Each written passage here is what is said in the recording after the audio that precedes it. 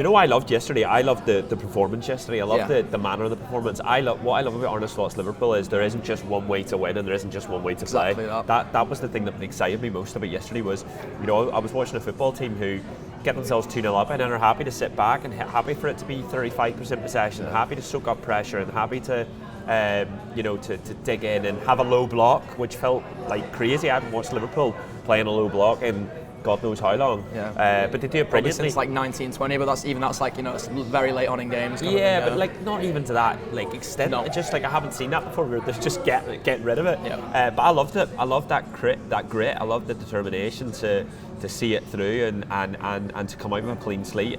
And I thought the two defenders were excellent. I thought all the defenders were really good. Yeah. But I thought like Canary and Van Dijk were incredible. I thought the midfield, right, 2-man Liverpool were great yesterday.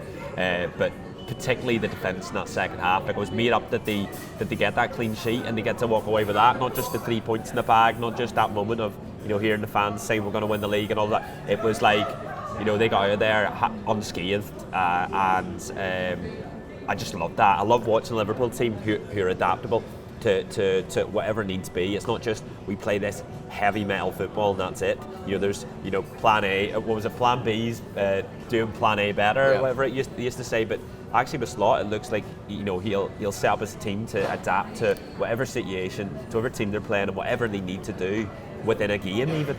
And it felt like that sort of like almost like the coming of Mentality Monsters 2.0, and I don't mean that to say like they've not shown mentality throughout the course of the season, because I think they have, but like after all the noise has been off the back of the Villa game, especially after all the noise has been dropping points in 2 games, and what felt like it was always going to be a tricky run. The two big away games, in the sense that Villa Park is always tough to go to, but to go there on a weeknight against such a well drilled Villa side, and then Goodison Park, we all know what Goodison Park holds and does in terms of sort of stature of game for Liverpool, but especially in a title race, and especially when it's Goodison Park's swan song as well. So to sort of get through all that noise and then to have another tricky way, because it is like we can say that City aren't the team they used to be. We could say that they sort of look mentally and physically finished.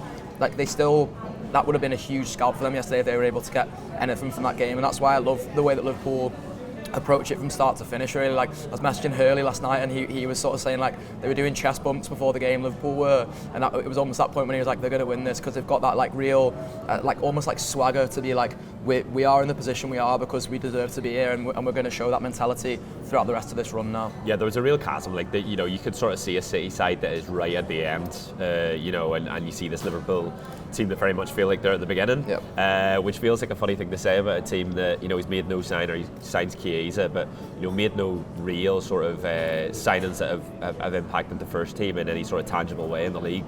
This isn't his team really. This is a team that he's taken from Jurgen, but my God, he has them purring Dominic Szoboszlai yesterday was just outrageous. Yeah. Outrageous. And I think my favourite thing about Szoboszlai has always been that even when he's having a bad game, going forward, or he's sloppy in passes, he's going to work his bollocks off. That it's going to be, he's going to enable the others around him to do their job better. And those are my favourite kind of footballers. Those are the best kind of footballers. But yesterday he has everything. I'm glad he gets the goal. The way he's able to cover for Salah, but then 1 minute later he's up for it. I just thought he was incredible yesterday. And hopefully we get to enjoy this now. Like, listen, there's going to be the ongoing narrative about the contracts, and it becomes even more so pertinent, I think, after yesterday, because Van Dijk is so good again. Mo Salah is just like, I'm running out. Like, I don't think there's words in the English language that can comprehend what Mo Salah is doing really this season at Liverpool.